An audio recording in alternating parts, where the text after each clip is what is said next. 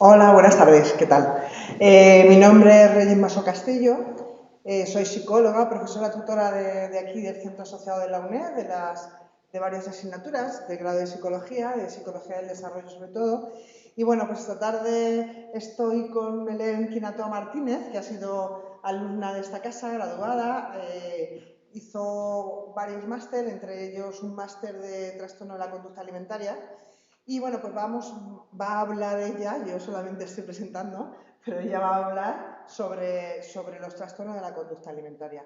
Hemos puesto el título a esta charla, Extendiendo el iceberg, porque bueno, pues queremos darle el peso que tiene, no solo a lo que se ve, no solo a la punta del iceberg, ¿verdad, Belén? Sino a todo lo que hay por debajo de estos trastornos de la conducta alimentaria.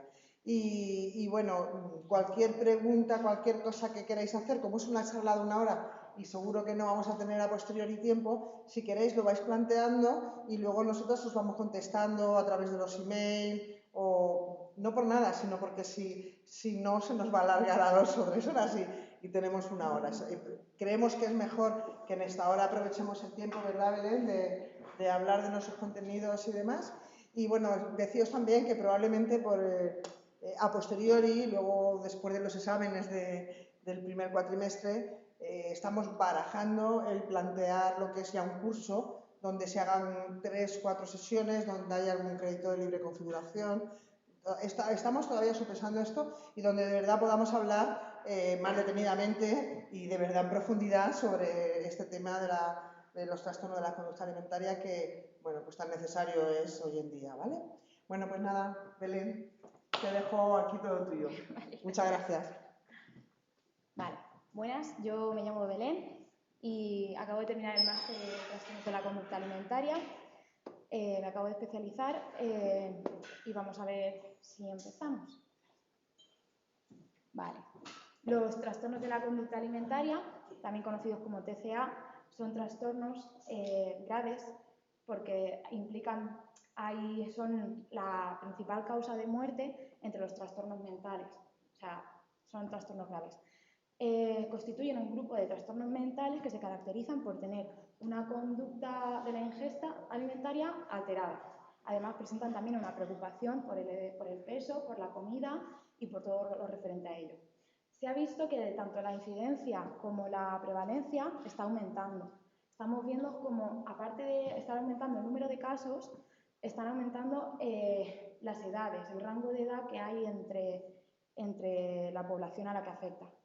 Antes, la población de riesgo, la principal población de riesgo era entre los 12 y los 20 años, aproximadamente el rango que ocupa la adolescencia. Ahora estamos viendo como niños o niñas más jóvenes está debutando el trastorno mucho antes. Está empezando a los 9, a los 10, incluso a los 8 también encontramos algunos casos. Igual también está pasando como que se alarga el rango también hacia arriba. Vemos como también hay casos mucho más de 20, 21 que están empezando más tarde. Es un trastorno que afecta principalmente a la población femenina. La proporción que hay es de 9 a 1. Por cada 9 casos de mujeres encontramos un caso de población masculina, de hombres. Aún así, esto está también cambiando. Estamos viendo cómo está apareciendo como una nueva ola también de hombres con un diagnóstico de trastornos de la conducta alimentaria. Esto, no sé, me gustaría que fuera un poco interactivo, me gustaría que me pudierais decir esto a qué se puede deber. No sé si alguien quiere decir algo, por qué puede afectar un poco a la población femenina más que a la población masculina.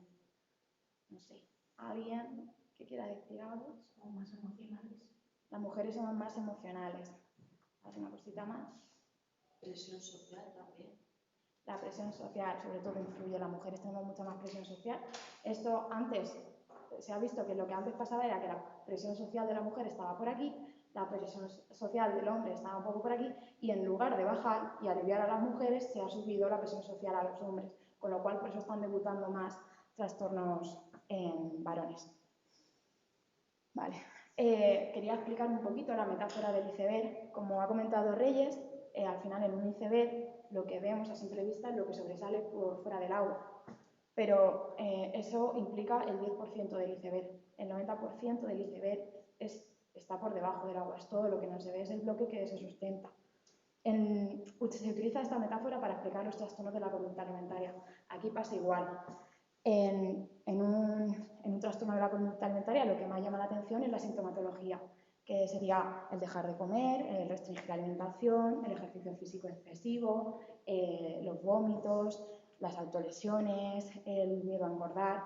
Todo eso es lo que vemos, es lo que no deja de ser importante, pero es con lo que la mayoría de la gente se queda. Pero todo esto se sustenta, tiene una base mucho más grande, que es la parte de abajo, lo que no vemos, pues está la falta de asertividad, la baja tolerancia a la frustración, el perfeccionismo, la necesidad de control, dependencia emocional y cosas que veremos un poquito más adelante. A ver, para ordenar un poco la parte de abajo del iceberg, vamos a dividir porque los trastornos de la conducta alimentaria son trastornos multifactoriales. ¿Eso qué quiere decir? Un trastorno multifactorial es un trastorno en el que varios factores influyen tanto en su origen como en su inicio como en su mantenimiento. Hemos querido diferenciar factores predisponentes, que son aquellos factores que te predisponen, que te marcan una vulnerabilidad para iniciar un TCA. Están los factores precipitantes, que son factores que, por así decirlo, son la gota que colma el vaso, lo que hace que inicie un trastorno, y los factores mantenedores, que son los que mantienen el trastorno. Estos factores, un factor que puede ser precipitante puede ser un factor que también puede ser mantenedor, no es algo muy rígido.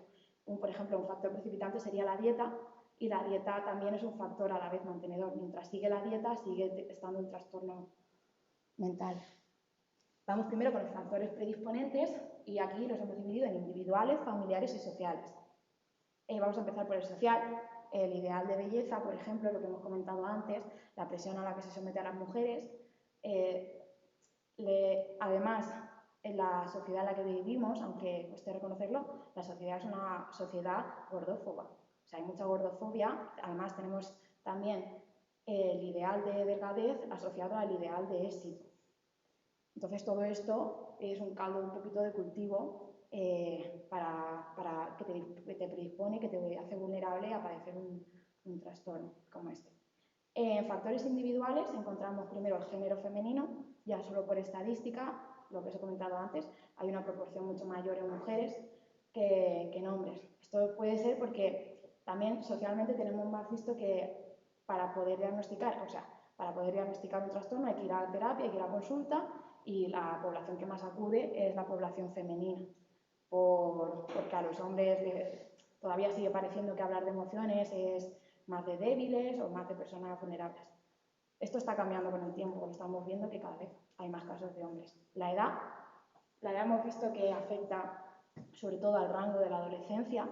Hemos hablado de los 12 y 20 años, pero se podría ampliar el rango desde los 9 hasta los 22 para un inicio. Sí que es verdad que también hay trastornos que empiezan mucho después, por ejemplo en la menopausia, o después de un embarazo, en factores que han tenido que ver con cambios corporales.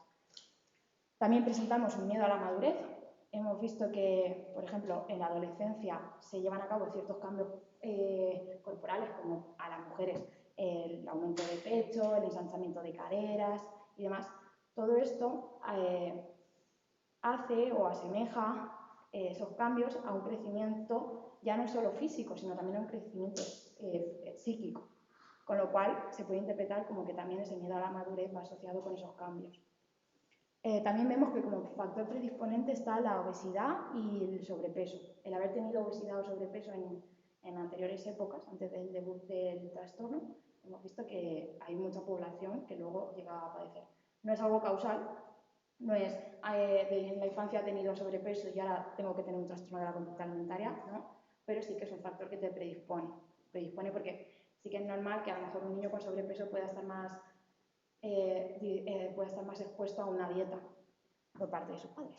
Luego hay ciertos rasgos de personalidad que también te predisponen a tener un trastorno de la conducta alimentaria, como puede ser la obsesividad, el perfeccionismo, la necesidad de que salga todo perfecto, la rigidez de pensamiento. Ahí sí que esto sí que lo vamos a ver bastante en pacientes, en todos los tipos de pacientes que vamos a ver.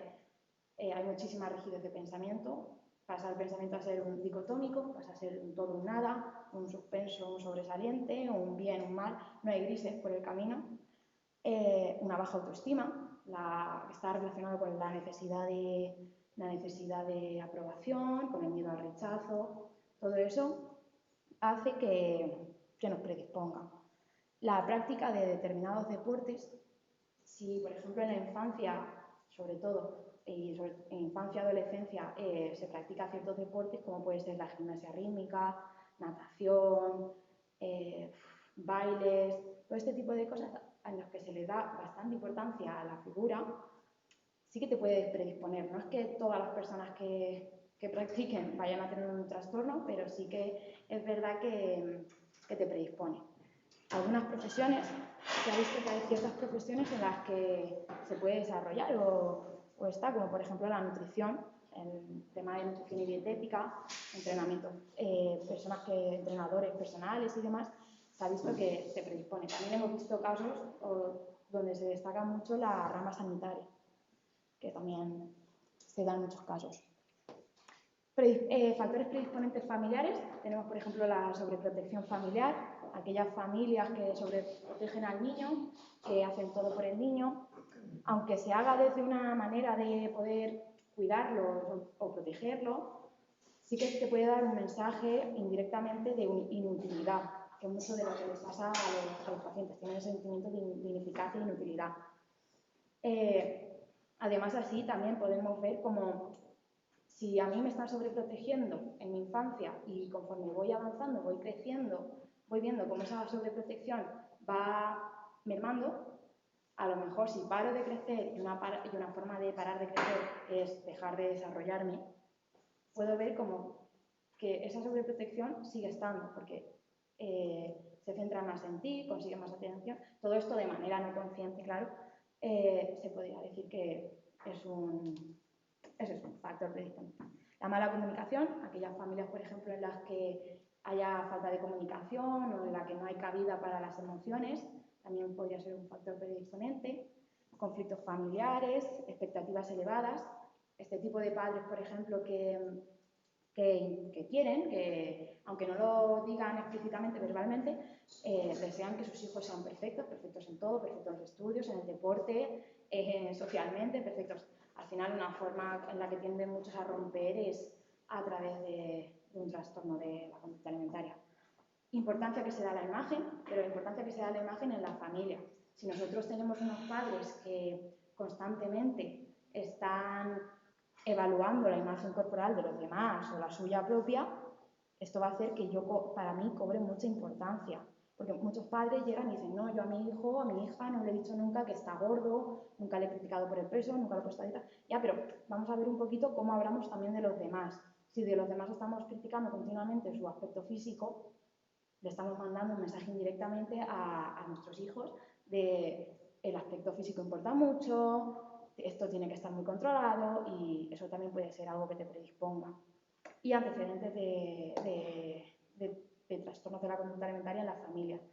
Se ha visto que eso puede ser tanto por aprendizaje, si tenemos padres que están muy a rajatabla con su dieta, con su entrenamiento y demás, nos puede predisponer porque ya estamos viendo ciertos comportamientos que son un poco disfuncionales, y también por genética. Además, se ha visto que hay en estudios con gemelos, se ha visto, bueno, con gemelas en este caso, se ha visto que hay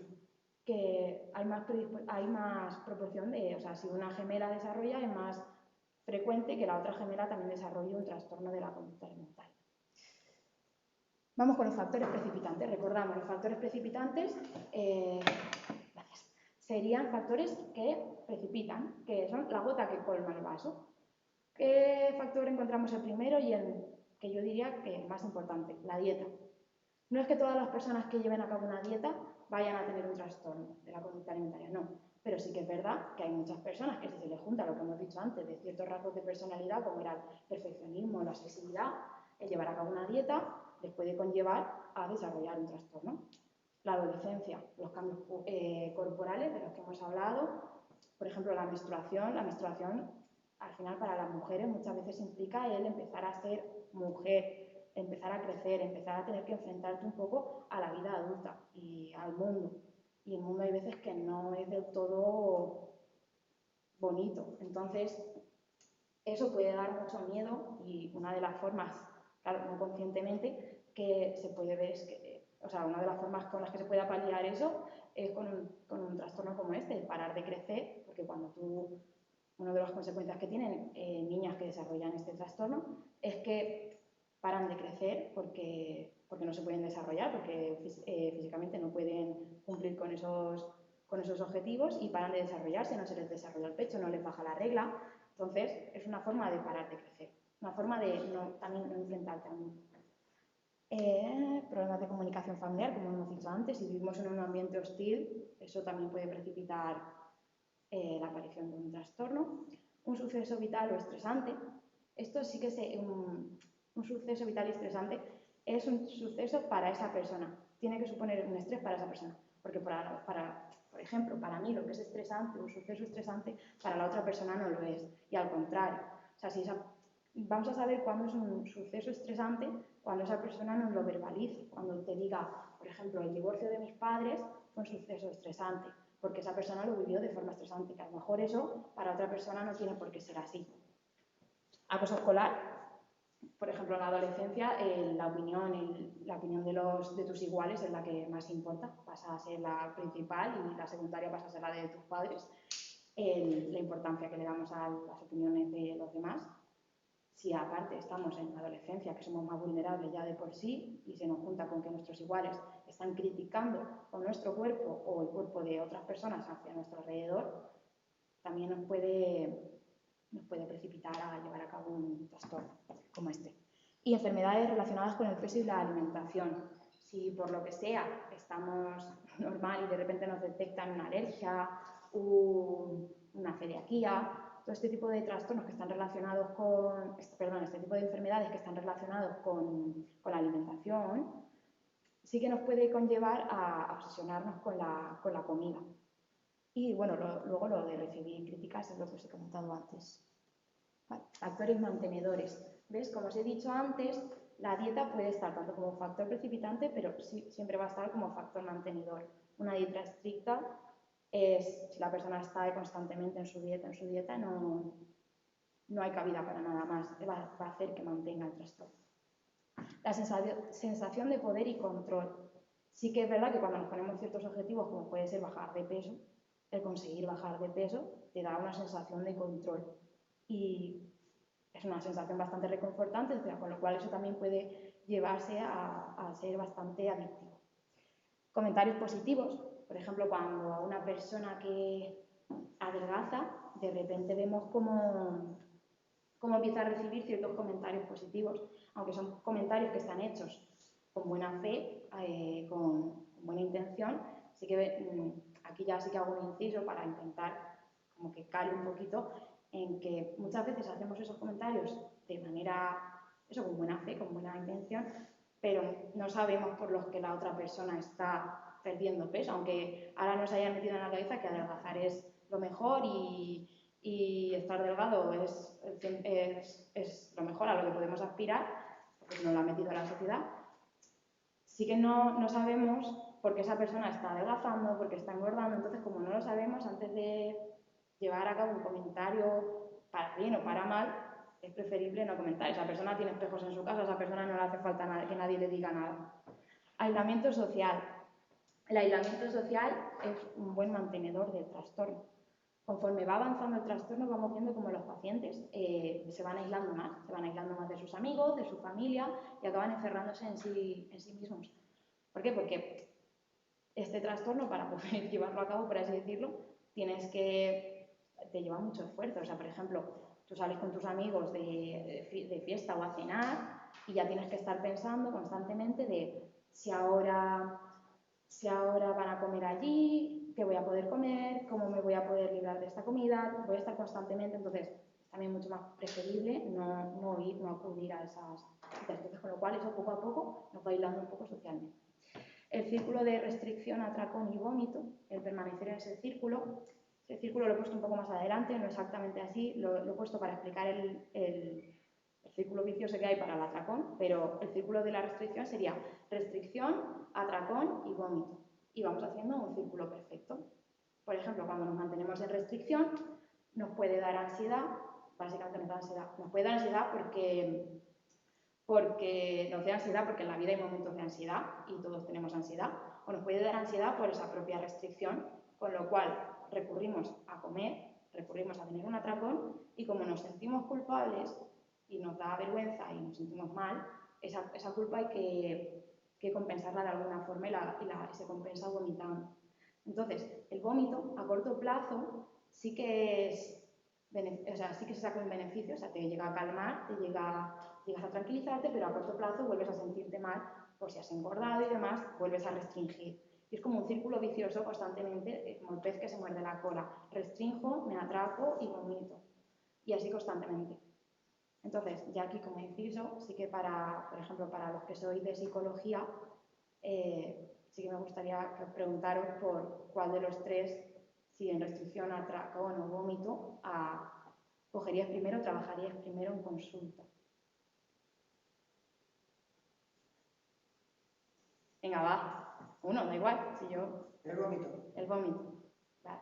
El vómito es algo impulsivo. Si tú trabajas algo impulsivo, la impulsividad es muy difícil de trabajar.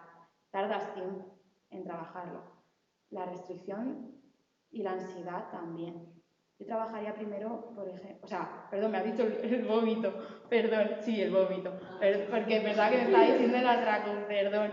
El vómito, porque aquí en la UNED, por ejemplo, seguimos la terapia cognitivo-conductual. En mi máster también se seguía la terapia cognitivo-conductual. El vómito es una conducta. Es lo más fácil de atacar. Porque la restricción y la ansiedad que te da con la restricción, tardas tiempo en darle herramientas a esa persona para que trabaje esa restricción y para que trabaje también esa ansiedad. El atracón es algo impulsivo, pero en el vómito puede haber como un pequeño segundo que se puede parar a pensar, con lo cual, si le damos un poco de opciones para que lleve a cabo en vez de realizar el vómito, rompemos el círculo vicioso. Sí, perdón. Y luego, otro efecto mantenedor es el efecto adictivo del ayuno. Se ha visto que, por ejemplo, ahora que está tan de moda la dieta intermitente, el ayuno intermitente, se ha visto que cuando llevamos a cabo un ayuno, los primeros momentos en los que llevamos a cabo el ayuno, nos dan subidones de euforia, nos sentimos mejor. Al principio, los primeros días nos sentimos, no sé, revitalizados, tenemos más energía, tenemos más concentración. Luego eso con el tiempo, cuando se va alargando el ayuno, va empeorando y las consecuencias a largo plazo son mucho peores, claro que sí. Pero sí que hemos visto que ese ayuno segrega pues, una adicción. Luego, aunque suene muy mal decirlo, aunque suene muy cruel, todos o muchos de los trastornos tienen un beneficio secundario. Un beneficio secundario podría ser la evitación. ¿Qué evito? Pues puedo evitar una situación, puedo evitar el tener que crecer, lo que os he contado antes de la madurez, puedo evitar, yo qué sé, son perfiles de personas muy perfeccionistas, son perfiles que muchas de ellas se obsesionan con los estudios. Por ejemplo, si yo soy perfeccionista y obsesiva y tengo muchísimo miedo a hacer las cosas mal, a suspender, y esa ansiedad me puede que como me he dado cuenta de que con mis trastornos puedo evitar ir a clase, me puedo saltar exámenes o como se me da permiso a suspender porque pobrecita tiene una enfermedad, eso puede hacer que yo mantenga el trastorno, porque el recuperarme sería enfrentarme a ciertas situaciones que no llevo bien. Todo esto no es muy consciente, no es que alguien se pare a pensarlo directamente, no, o sea, para nada, es algo mucho más inconsciente. Otro beneficio pues sería, aparte de evitar, ¿qué consigo? También consigo que esté toda la gente más pendiente de mí, pero no, lo dicho, no es de manera consciente. A lo mejor si mis padres pasan de mí olímpicamente porque tienen su cabeza en otra cosa, porque están con el trabajo, que no pueden más, los horarios y demás, un trastorno hace que ellos se junten y miren hacia mí y pongan el foco en mí. Entonces, por ejemplo, se ve mucho en muchos casos padres que llegan a consulta, estaban a punto de divorciarse, surge el trastorno en la familia, se para el divorcio, se centran en que es su recuperación y cuando ven que empieza a recuperarse, la persona se dan cuenta de que ese divorcio se va a volver a llevar a cabo, vuelven a recaer. Todo esto de manera inconsciente, porque dicho así suena muy mal. La tiranía del síntoma Al final, el síntoma abarca todas las secciones de la vida de la persona que lo padece. Y son personas que son muy controladoras. No lo hacen a malas, no es algo que se haga con maldad, pero sí acaban siendo muy controladoras, acaban controlando lo que come la familia, cuándo come la familia, las discusiones, por ejemplo. No vamos a discutir, no vaya a ser que ahora a nuestra hija, por ejemplo, le dé otra vez por no comer, le afecte y no coma. No se hace de manera consciente, igual que lo anterior, pero sí que se nota mucho el control en las familias. Luego, voy a intentar explicaros un poquito los principales tipos de trastornos de la conducta alimentaria. No están todos, me faltaría, por ejemplo, el trastorno de la ingesta nocturna, y bueno, uno del que aparece aquí, por ejemplo, la vigorexia, no está catalogado como trastorno de la conducta alimentaria todavía, pero por lo que tiene en común con los otros trastornos, que sería, por ejemplo, la obsesividad por el físico y el cuerpo, lo he querido meter. Vamos a ver. La pica es un trastorno de la alimentación que consiste básicamente en ingerir ciertos alimentos, en ingerir ciertas sustancias que no son nutritivas. Por ejemplo, el caso de yo que más me llamó la atención en un documental, pusieron el caso de una chica que comía goma de neumático de los camiones. Se iba allí a las fábricas de camiones y de ruedas de camiones y compraba toneladas y toneladas. Y imaginaros el efecto que tiene eso a nivel digestivo. La rumiación, por ejemplo, es regurgitar repetidamente los alimentos, como hacen las vacas, masticar mucho. Y bueno, todos estos trastornos tienen que estar y no tienen que surgir durante el curso de otro trastorno, como puede ser la anorexia o la bulimia. Sí que es verdad que en casos de anorexia y bulimia sí que se dan ciertas conductas desadaptativas, como puede ser masticar y escupir. Que eso, por ejemplo, tendría que ver mucho con la rumiación, pero como ya está dentro de un trastorno de anorexia, ya no se diagnosticaría como rumiación. El trastorno por evitación. Este trastorno tiene más que con intención de no comer, por adelgazar o demás, no tiene nada que ver con eso. Además, no hay distorsión de la imagen. Tiene que ver con lo que comúnmente llamaríamos manías. Por el color, por el olor, por la textura. Al final, a cabo, los pacientes van restringiendo su abanico de alimentos y poco a poco se van desnutriendo. Entonces, este sí que no tiene nada que ver se cataloga como trastorno de la conducta alimentaria, pero no tiene que ver tanto con anorexia y bulimia. Vamos a la anorexia nerviosa, que tanto anorexia nerviosa como bulimia nerviosa han sido los dos trastornos en los que más me he centrado, en el trastorno por atracón también, porque al final la psicopatología se parece mucho a nivel de rasgos de personalidad y demás, se parecen mucho entre todos los trastornos. Entonces me he querido detener más en estos y luego veréis conforme avance ciertos rasgos se van repitiendo en otros trastornos. La anorexia nerviosa es un trastorno mental que se caracteriza porque la persona presenta un deseo irrefrenable de seguir adelgazando, incluso cuando ya ha perdido un gran porcentaje de peso. ¿Cómo se consigue esta bajada de peso? A través de la restricción alimentaria. Aquí hay un rechazo de mantener el peso corporal mínimo, hay un miedo intenso de engordar y aquí sí que hay una distorsión de la imagen corporal. Aquí hay muchas veces que cuando nos están explicando la anorexia nerviosa nos ponen la típica imagen de una chica que se enfrenta a un espejo y en el espejo se ve súper gorda y luego la ves tú desde fuera y la chica está muy muy delgadita. Hay distorsión de la imagen, sí, pero muchas veces no es tan grande como la proyecta. Eso es como, al final es hacerlo más. Hay una distorsión, pero no es tan grande. Eso se ve también mucho cuando se trabaja con ellas, esa distorsión. Se pone, por ejemplo, hay una técnica que es la de poner un papel en la pared muy grande y se le pide que dibuje cómo imagina ella que es su silueta. Entonces ella va dibujando la silueta que cree que tiene, luego se la pega a la pared y se le va haciendo el contorno de su propia silueta, para que pueda ver que en su percepción hay una distorsión.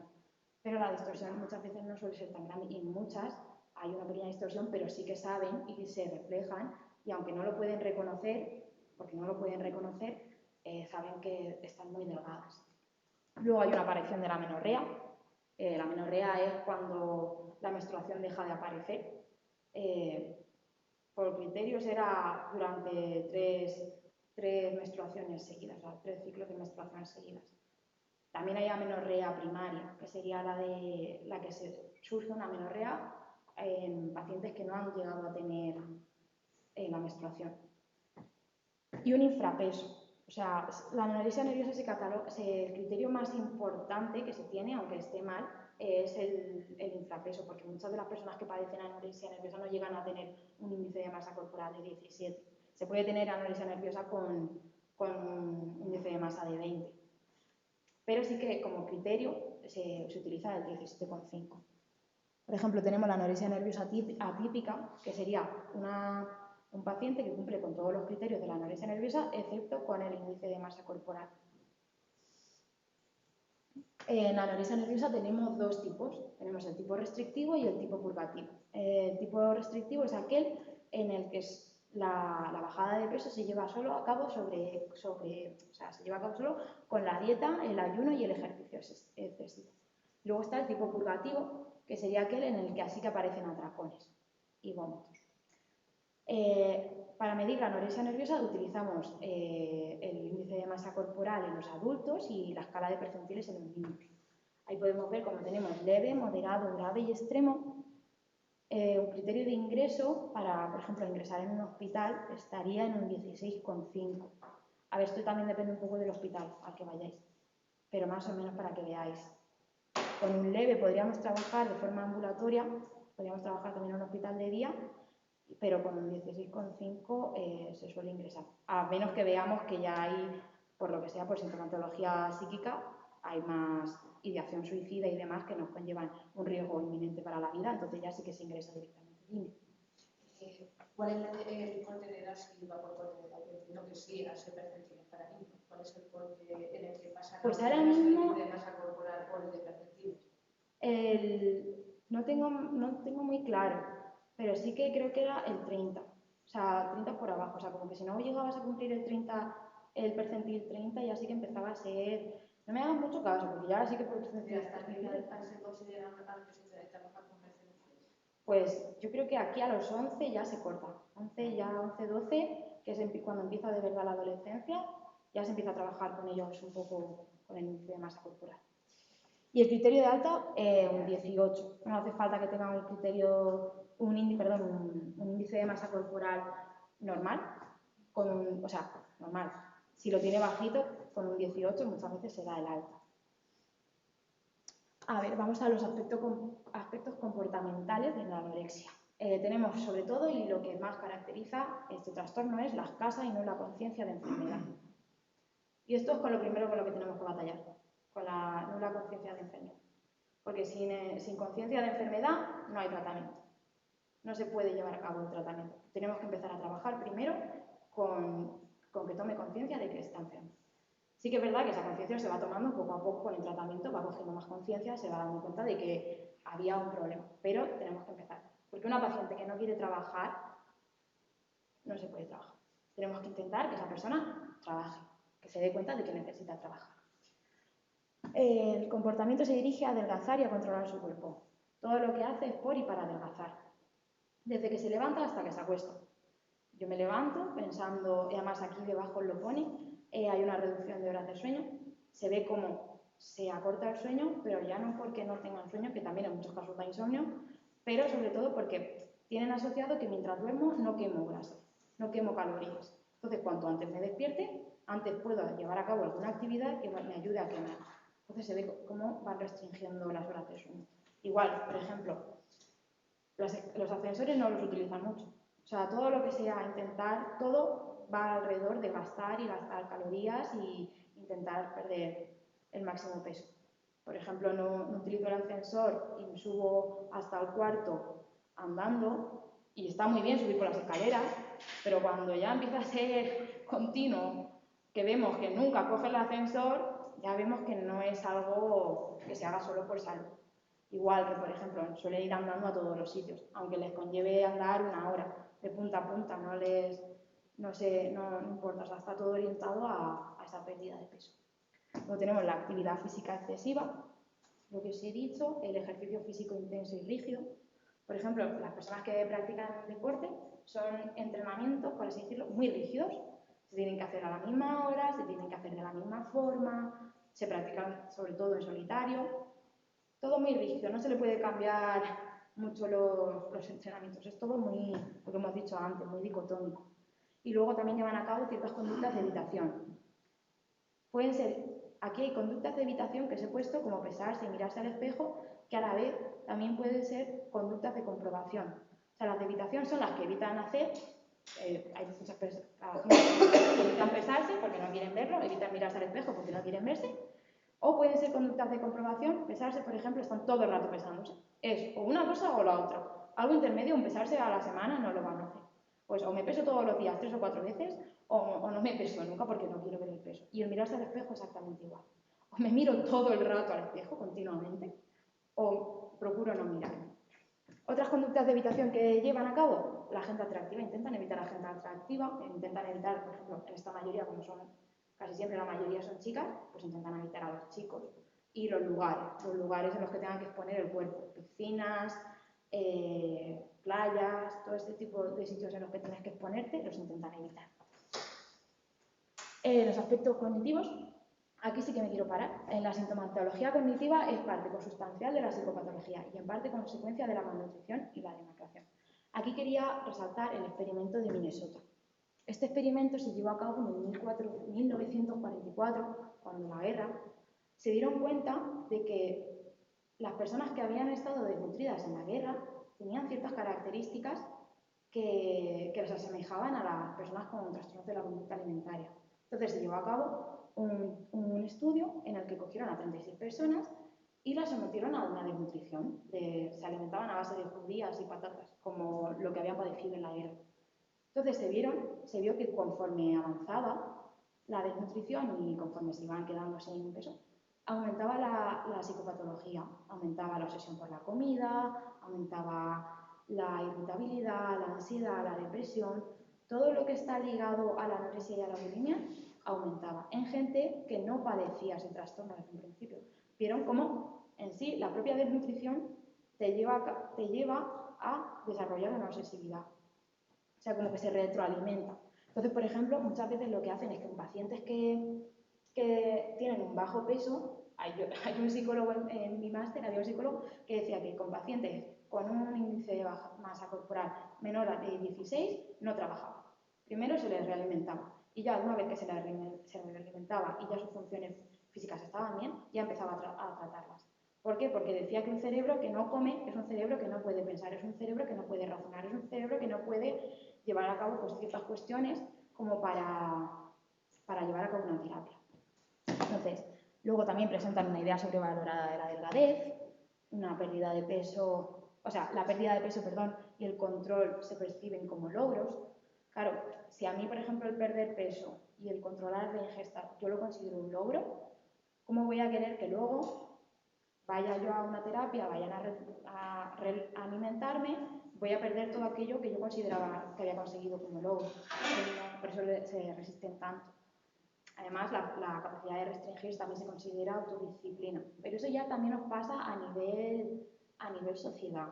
Restringir, la gente que vemos que es capaz de llevar una dieta, es bastante aplaudido por la sociedad. No solo le pasa a ellas.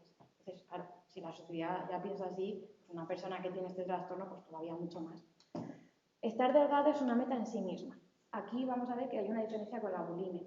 En las personas con bulimia se ve que estar delgada es como un medio para conseguir aquello que no has conseguido, pero que no has conseguido porque tú lo atribuyes a que no lo has conseguido por tu físico.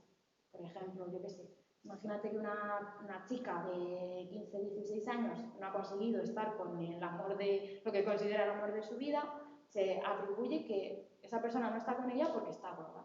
Entonces piensa que si yo estoy delgada, conseguiré estar con esa persona, o conseguiré gustar a los chicos, o conseguiré todo, pues yo qué sé, ser más popular, o todas las cosas que importan en la adolescencia. Lo dicho, hay una distorsión en la percepción.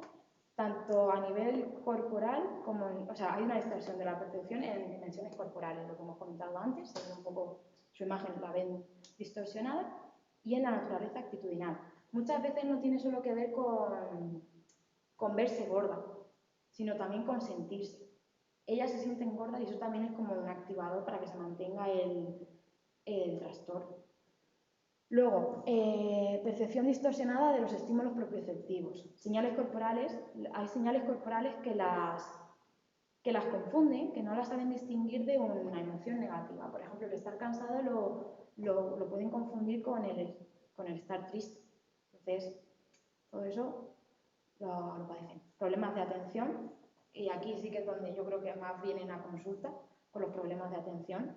Son personas muy obsesivas con sus estudios, son personas que le dedican mucho, entonces claro, si de repente se dan cuenta de que no se pueden concentrar, no saben por qué no se pueden concentrar. Muy fácil, tu cerebro no está comiendo, tu cerebro lo único que intenta es sobrevivir y lo menos importante para él es si te aprendes el temario. Entonces, ahí sí que es a lo mejor un hándicap por el que podéis trabajar, en trabajar un poco ese problema de la atención, explicar un poco de psicoeducación y decir, oye, esto de la atención te está pasando porque no estás comiendo. Entonces tú quieres sacar 10 y para sacar 10 tienes que estudiar y para estudiar te tienes que concentrar. Vamos a ver qué podemos hacer para que te puedas concentrar, vamos a ver qué podemos hacer para que saques tus 10. Y lo que hace es estudiar más, echarle más horas. Claro, eso también hay, esto no es un para todo el mundo. Si vemos que es una persona que es muy obsesiva, muchas veces en muchos centros lo que hacen es quitar directamente los estudios. Si vemos que la obsesión es muy grande, pero sí que yo me refería más a como enganche a la terapia. Claro, tú a mí me vienes con un problema y yo sé que tienes otro problema, tú quieres que yo trabaje tu problema. El mío, que yo te voy a decir que tienes, no te interesa. Además, no te interesa recuperarte. Entonces, si voy a trabajar con lo que a ti te importa. ¿Por qué? Porque es lo que va a hacer que estés en consulta, va a hacer lo que te mantenga. Y ya, a través de trabajar eso, vamos a intentar que cada vez tomes más conciencia. Pero sí que es verdad que hay personas que se obsesionan tanto que en ciertos hospitales lo que se hace es quitar totalmente los estudios, se aparca durante un tiempo, vemos que ya conforme vaya avanzando se retoma.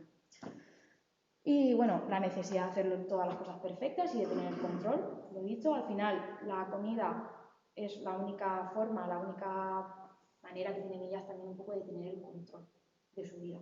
Aunque hay muchos aspectos en los que no pueden controlar, parece que si controlan esto, les da esa sensación de seguridad y ya, mientras estás enfocada en el control en esto, tampoco estás mirando lo que no puedes controlar, también te distrae mucho. Y sentimiento de ineficacia personal, eso está ligado a la baja autoestima, que hemos comentado antes. Aspectos emocionales, humor depresivo, irritabilidad, apatía, ansiedad, todos estos aspectos, o sea, todas estas emociones que aparecen la gran mayoría, por no decir que todas, están muy ligados como consecuencia de en el momento en el que va revirtiendo el trastorno, vemos como estos síntomas, estas emociones, van también volviendo a la normalidad. Sí que me gustaría destacar la lesitimia, que la lesitimia es una de las cosas que padecen la mayoría de personas que yo he visto en consulta y he visto y que me han comentado los psicólogos. La lesitimia es la confusión de emociones o el no saber identificar las emociones. Esto sí que se les hace bastante difícil. Y como movilidad más destacada está el trastorno obsesivo compulsivo, hemos dicho que sí que ya presentan ciertos rasgos de personalidad, y el trastorno evitativo de personalidad. También se ha visto que se destaca mucho. Luego, como consecuencias y complicaciones físicas, pues hipotermia, bradicardia, hipotensión, edemas, el lanugo, es algo que nos puede llamar mucho la atención.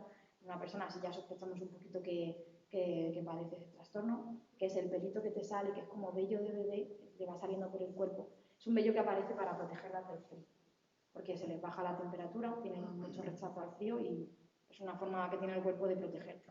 La cianosis y el estreñimiento. También hay cambios metabólicos como hipoglucemia, hipercolesterol, o sea, tienen demasiado colesterol en sangre, y hipercarotinemia, que eso también es algo que nos podemos dar cuenta. Por ejemplo, hay ciertos alimentos que tienen mucho carotineos,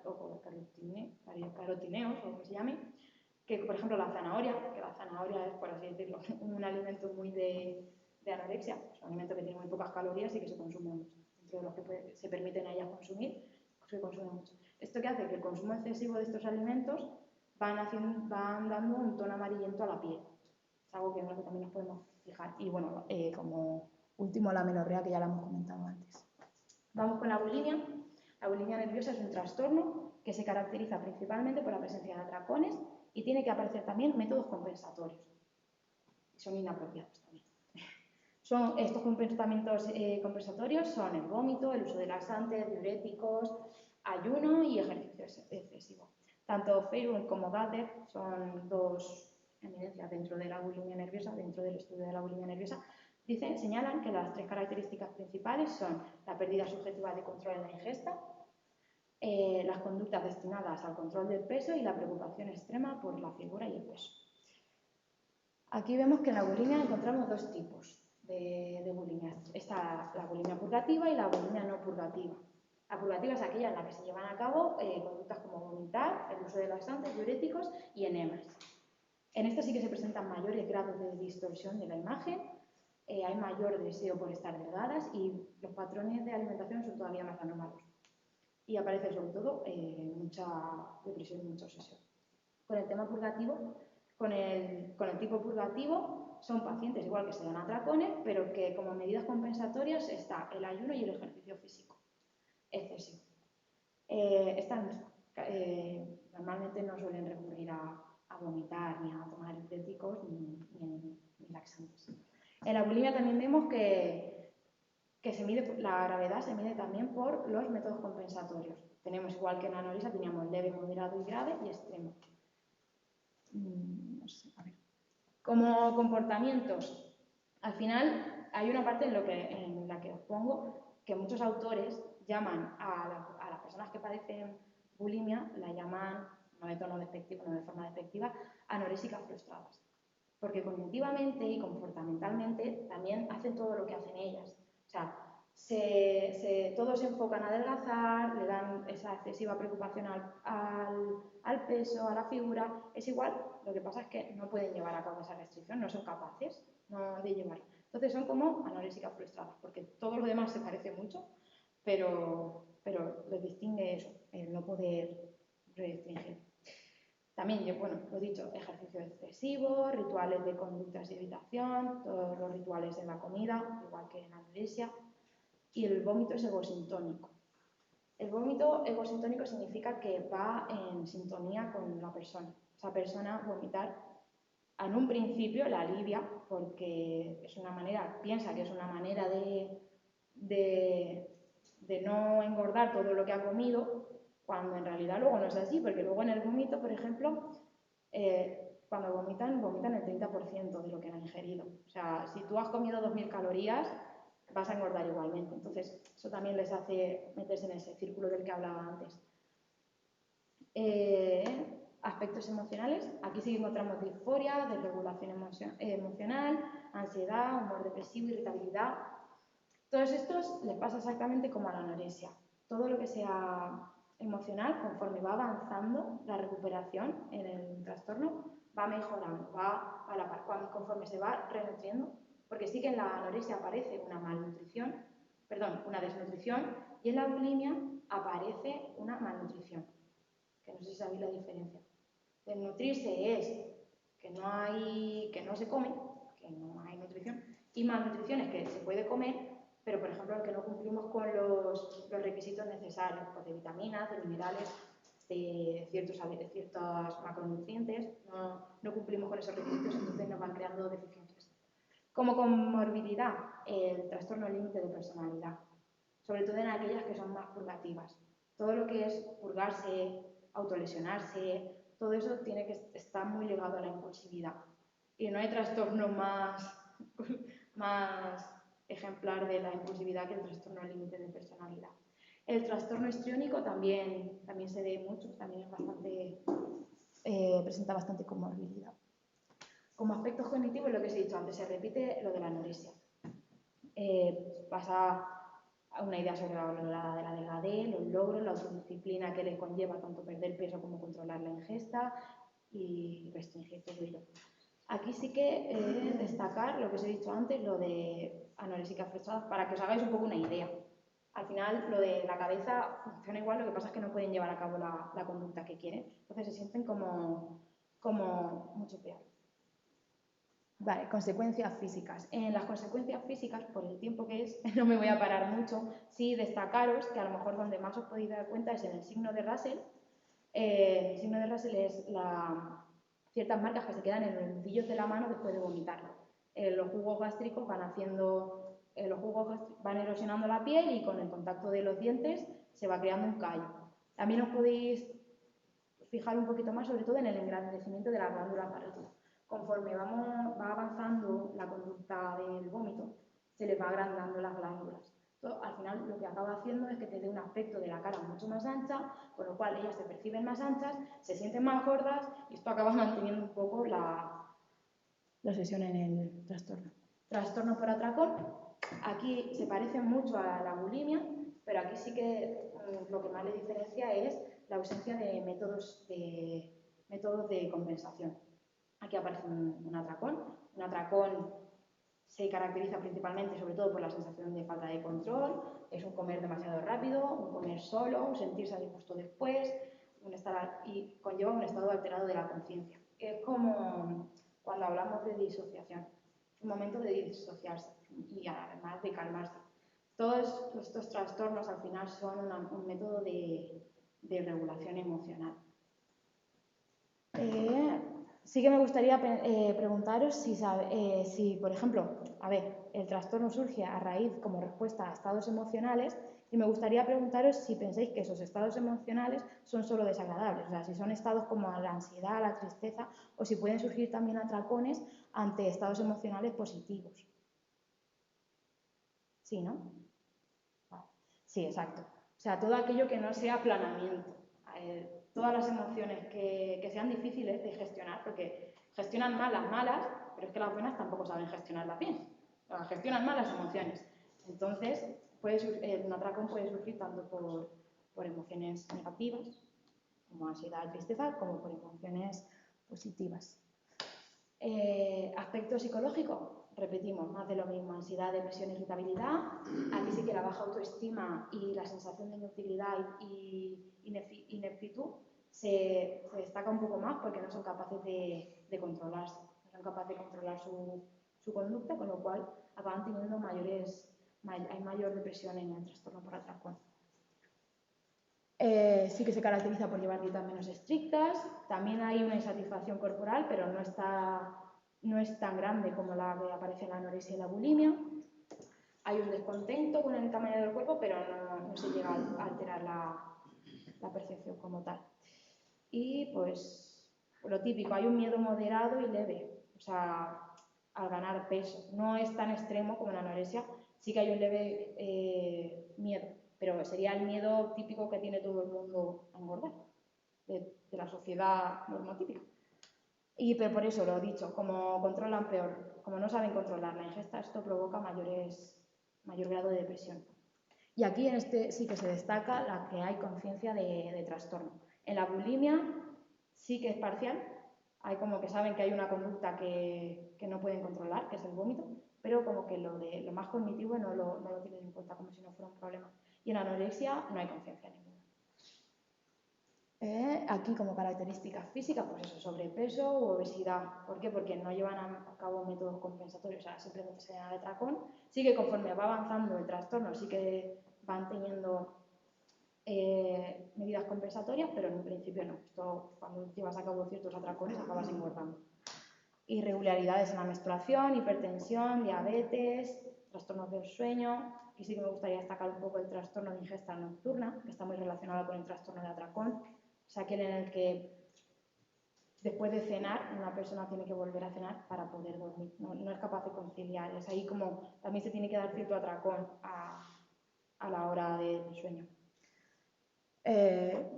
Y la gravedad en el trastorno por atracón se caracteriza por los atracones. En la bulimia hemos visto que la gravedad se medía por los métodos compensatorios y aquí en el trastorno por atracón se mide por atracones. El círculo del que os hablaba antes, que es el círculo de atracón, es un círculo perfecto, es el círculo perfecto de la bulimia, por así decirlo. Tenemos ansiedad, sentimos descontrol, nos atracamos, nos entra el miedo, la culpa y compensamos. Como esa compensación, ese alivio es a corto plazo, volvemos a restringir porque seguimos teniendo el deseo de adelgazar, nos vuelve a surgir por la restricción ansiedad, nos volvemos a descontrolar y eso así se perpetúa. Vamos con la vigorexia y la dismorfia muscular, perdón. Este trastorno no está metido dentro de los trastornos de la conducta alimentaria. En el DSM-5, que es el manual que utilizamos en psicología, está metido en trastorno obsesivo y compulsivo, dentro del trastorno dismórfico corporal. Pero este tiene en común con el resto de trastornos la obsesión que tienen por la preocupación excesiva que tiene por su cuerpo. Entonces lo he querido meter. Porque al final el DSM-5 va variando y va moviendo los trastornos y ya está un poco desactualizado. La vigorexia se caracteriza por presentar una alteración de la imagen corporal y el paciente presenta una preocupación excesiva hacia su cuerpo. Se busca obsesivamente un aumento de masa corporal, un aumento de masa muscular, sin aumentar la masa de grasa. Entonces, ¿cómo se lleva a cabo? Pues con ejercicios, con dietas muy desequilibradas, sobre todo con dietas proteicas, con el uso de ciertos medicamentos como anabolizantes, insulina, hormonas, todo este tipo de esteroides y demás. Todo esto se hace sin control sanitario. El sexo predominante aquí, que por ejemplo podemos destacar, que no pasa en ninguno de los otros trastornos, es que el sexo predominante está en hombres, en una edad entre los 15 y los 35 años. Pero también está, igual que pasaba en la anorexia, que estábamos viendo cada vez más casos de hombres, y bueno, y en la bulimia, aquí vemos como en la vigorexia también está subiendo el número de pacientes o de personas afectadas de género femenino.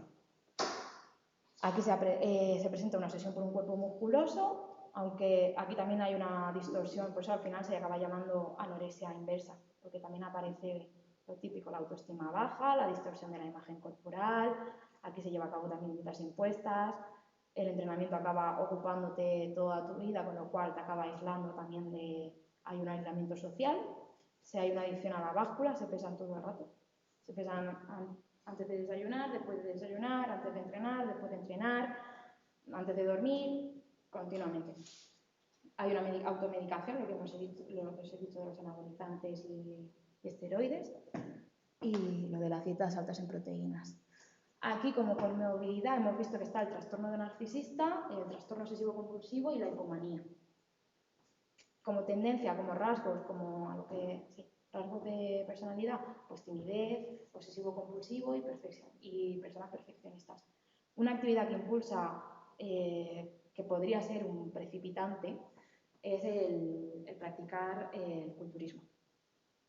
Luego, por ejemplo, os he querido destacar un poco que en el uso de esteroides y anabolizantes aparecen por ciertos problemas de sueño, cambios de humor, hay mucha irritabilidad, hay mucha disforia también, hay mucha agresividad, depresión, alteraciones del juicio y aparecen celos paranoicos.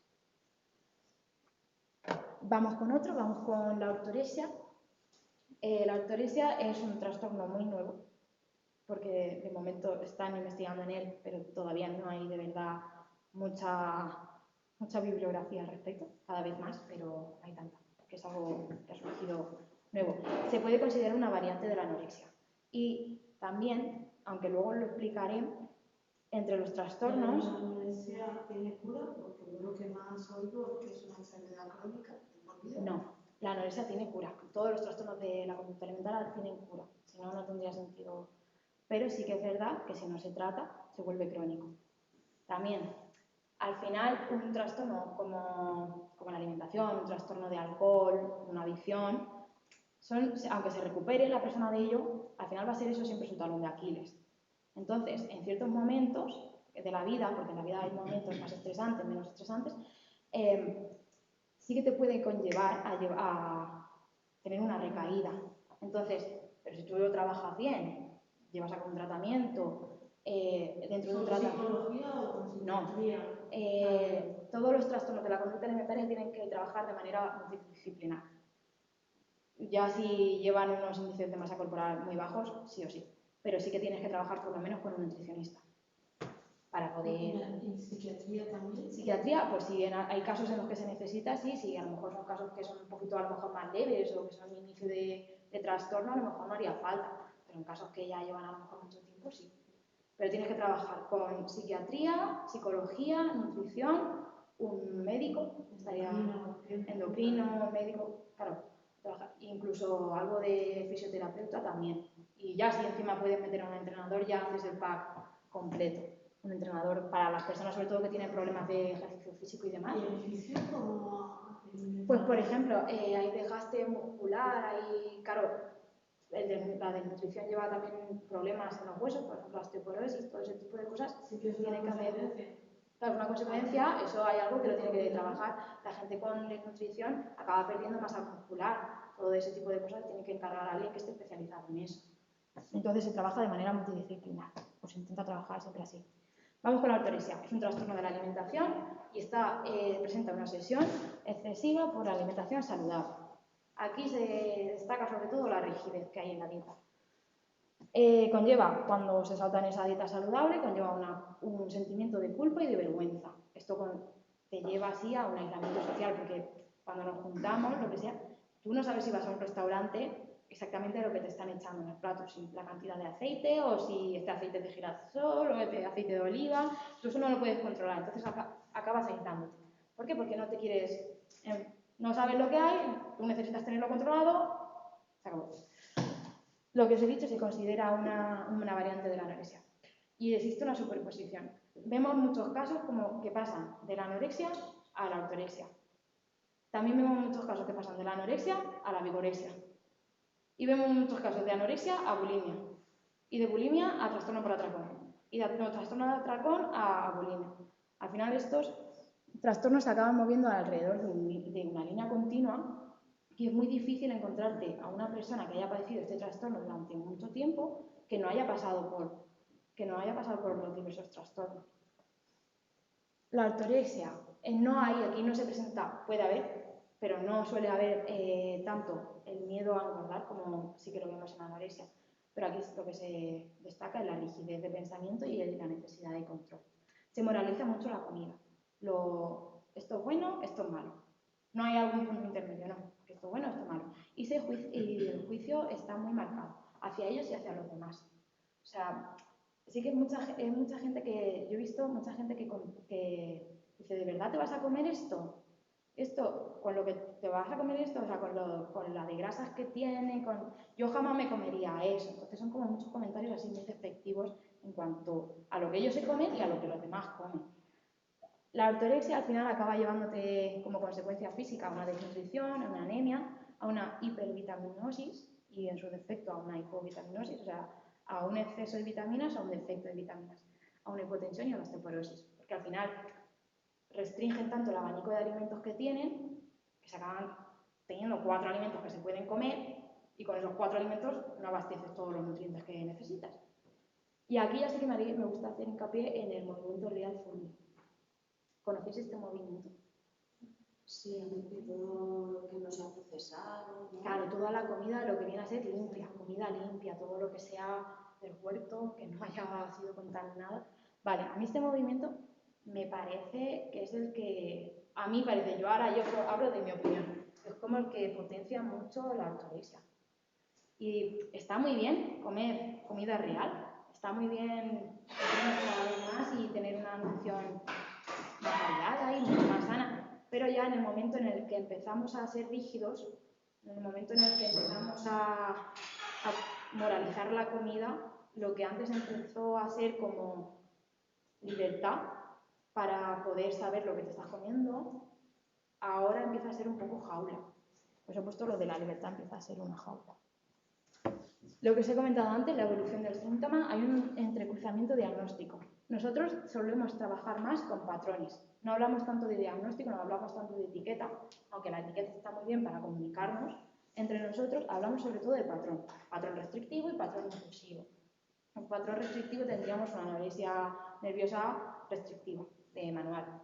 Y en un patrón impulsivo pues tendríamos más pues, una bulimia nerviosa purgativa. Y entre esos patrones, como lo veis, hay una línea, pues entre En esa línea se van moviendo los pacientes, lo que os he comentado. La mitad de pacientes con anorexia acaban desarrollando una bulimia. Luego, un tercio de personas con bulimia proviene de una historia con anorexia, de una historia anterior de anorexia. Y un tercio también proviene de un problema de obesidad o de sobrepeso. Entonces vemos como en un momento a lo mejor ha podido resaltar más el patrón impulsivo y luego en otro momento ha podido destacar más el patrón restrictivo. ¿Consideráis que el trastorno de la conducta alimentaria es una adicción? ¿Sí? ¿Sí? ¿Es una adicción?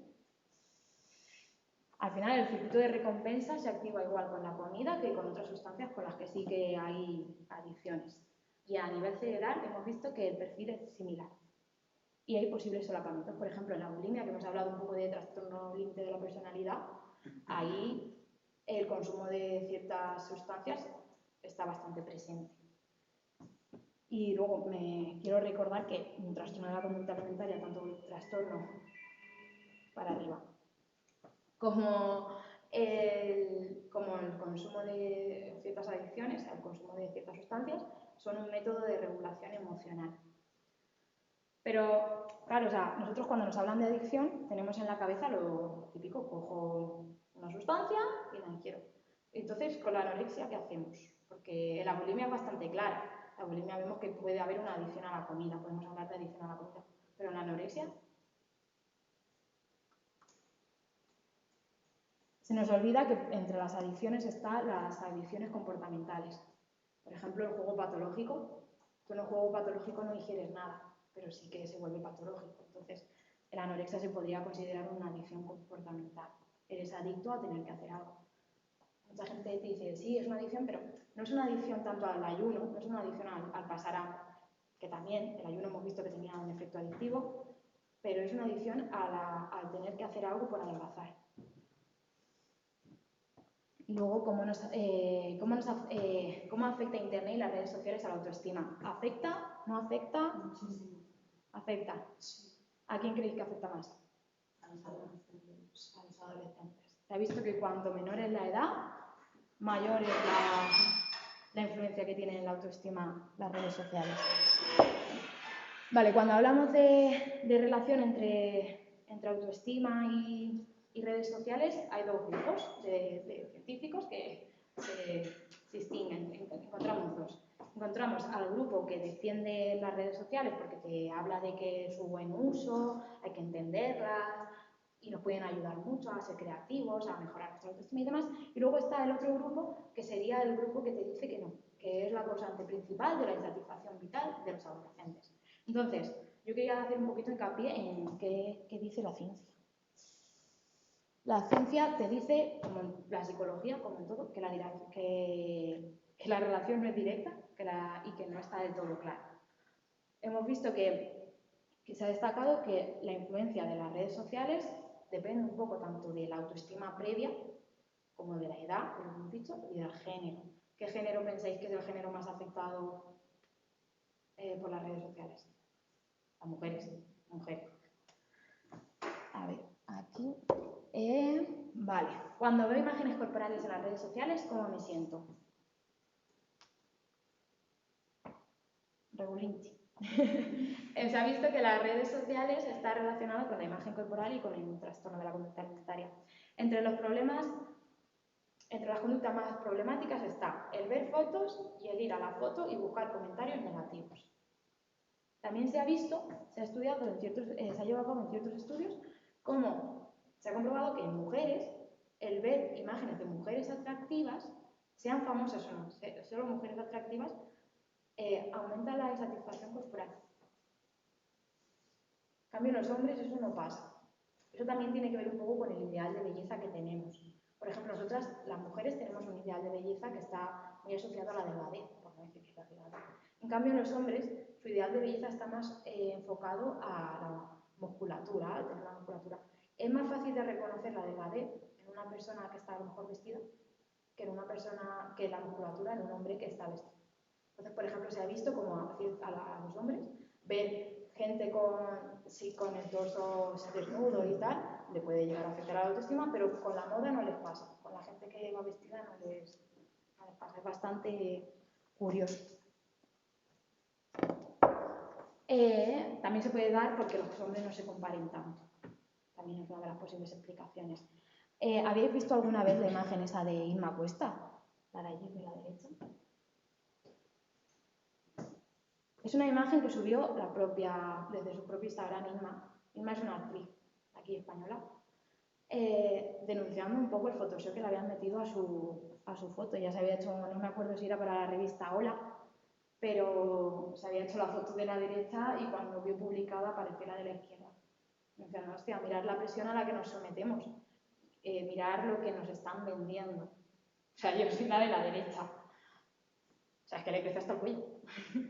Entonces, claro, nosotros nos estamos bombardeando con ese tipo de publicidad, con ese tipo de imágenes. Luego nos resulta raro que niñas de 9 años vayan a sus padres y les digan, oye, que yo quiero operarme con este efecto del TikTok o del Instagram, he visto esta foto, me gusta la nariz, que se me hace más puntiaguda, me quiero operar y quiero ser igual. Y luego sí que, a ver, se hizo una propuesta de advertir de que para proteger un poco la autoestima y el concepto de imagen corporal por las redes, se hizo una propuesta de avisar cuando una imagen estaba editada. Se ha visto que no tiene resultados favorables, no sirve para nada, porque el proceso de comparación es automático.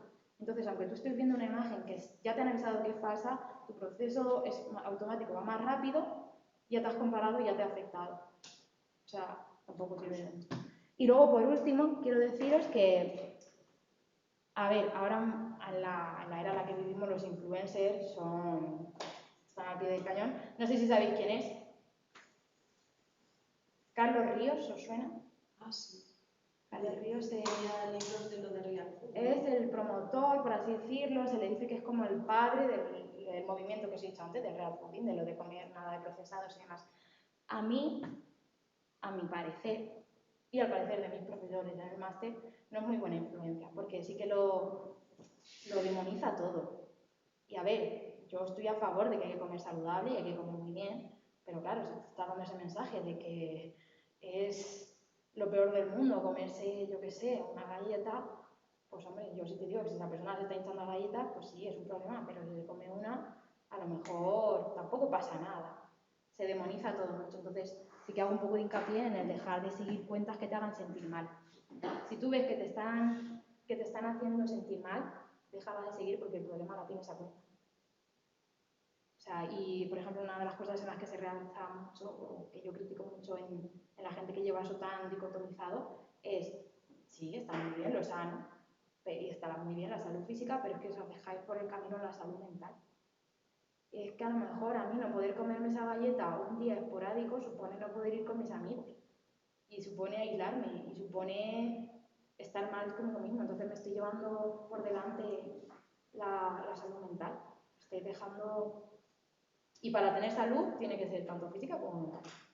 Entonces, un poco de criterio en las cuentas que seguimos. Y nada, y ya por mi parte he terminado. Muchas gracias. Hay preguntas. ¿Hay preguntas? Sí. Vale, vamos. La primera, ¿se puede tener anorexia teniendo un IMC elevado? ¿O es un criterio diagnóstico el infrapeso? No. O sea, para diagnosticar, sí. Pero os he hablado antes, no me acuerdo en qué, bueno, la diapositiva de antes, hablo de anorexia atípica. Por ejemplo, al final los diagnósticos y las etiquetas que ponemos están sobre todo para que los que son profesionales se entiendan entre ellos. O sea, no te tienes que quedar tanto con que te hayan puesto la etiqueta o no. Pero sí que es verdad que ahí existe lo que es la anorexia atípica, que cumples todos los criterios que te dicen, pero no cumples el infrapeso.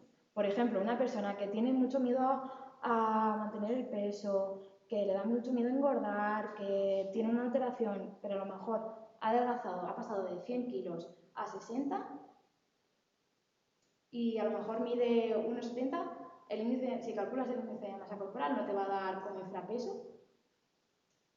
¿Tiene anorexia o no tiene anorexia? No tiene anorexia porque no cumple el índice de masa corporal. ¿Y qué hago con todo lo demás? ¿Y qué hago con el miedo irracional, con la idea sobrevalorada de la delgadez? ¿Qué hago con todo, con su malestar? Al final simplemente las etiquetas te sirven un poco para orientarnos, para saber de qué estamos hablando, pero se puede tener perfectamente anorexia sin un índice de masa corporal bajo. Más, ¿hasta qué punto hay cronicidad en este tipo de trastornos? Se puede volver crónico si no se trata.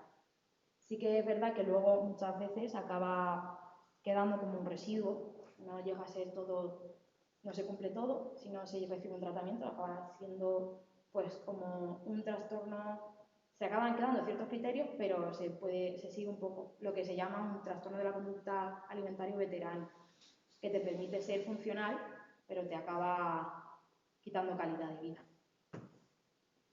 Vale, dicen por aquí también. También hay que tener en cuenta las distintas culturas que hay y las percepciones que tienen sobre sí mismas. En algunas culturas hay mejores autopercepciones que en Occidente. Sí, totalmente de acuerdo. Además, yo siempre hay algo que siempre me he preguntado, y es ¿por qué los países que son muy pobres no están tan preocupados por la alimentación? Pues básicamente porque no tienen que comer. Si encima ya te pones exquisito al elegir, si encima también te pones exquisito al elegir, ya te quedas sin comer. Entonces, sí, y bueno, y aquí en Occidente la presión social que hay con la delgadez es muchísimo más grande de la que puede haber en otros sitios, que en vez de estar bajando y disminuyendo, está subiendo en los demás sitios también. Antes se creía que era más el paciente prototípico de anorexia, era la paciente blanquita, delgadita, jovencita, y ahora está viendo que está en todos los países. En Sudamérica hay un boom allí de trastornos de la conducta alimentaria impresionante. O sea, que al final se está moviendo por todos los lados. Y también dicen, yo creo que más bien ante emociones negativas. No recuerdo ningún momento en que una emoción positiva me haya hecho comer en exceso. Sí que hemos visto gente que llega y a lo mejor puede llegar de un... Además, este es un caso de una paciente que llegaba y estaba muy contenta porque se lo había pasado muy bien con sus amigos y volvía a casa a las 4 de la mañana después de la cena, de tal, de haber estado... También había bebido alcohol, con lo cual el alcohol tiene muchas calorías, son calorías vacías, voy a engordar y ya eso simplemente... Y venía muy contenta de habérselo pasado muy bien y le había supuesto llevar a comer un atracón. ¿Alguna búsqueda en Sí, claro. Yo sí que me he encontrado además varios casos en los que la persona, ante emociones positivas, o sea, pues, como forma de recompensa, o sea, porque además como están tan acostumbrados a las restricciones, es como recompensa, porque he salido, o sea, he aprobado un examen con muy buena nota, además he salido con mis amigos que normalmente me cuesta trabajo, he tenido excesos, y como recompensa además por todo eso, o sea, no sé si llamarlo recompensa, Sí. pero sí que se suelen dar los atracones. Me lo he encontrado. Y también y dentro de la sociedad también está un poco normalizado. Al final celebramos muchas celebraciones nuestras van ligadas a la comida. O sea, he aprobado tal, vamos a celebrarlo de fiesta. Todo, o sea, todo, celebraciones, cumpleaños, bodas, todo está relacionado con la comida. Entonces, también lo tenemos muy asociado a las emociones positivas. Entonces sí que se puede dar. También preguntan, y después de varias intervenciones quirúrgicas relacionadas con el cáncer, tan relacionadas con la alimentación, ¿es posible tener ortorexia y se llegaría también a una anorexia? Sí, totalmente. Hemos visto que, por ejemplo, en la ortorexia los que más destacan, o el perfil que más destaca, son también las personas profesionales de la medicina.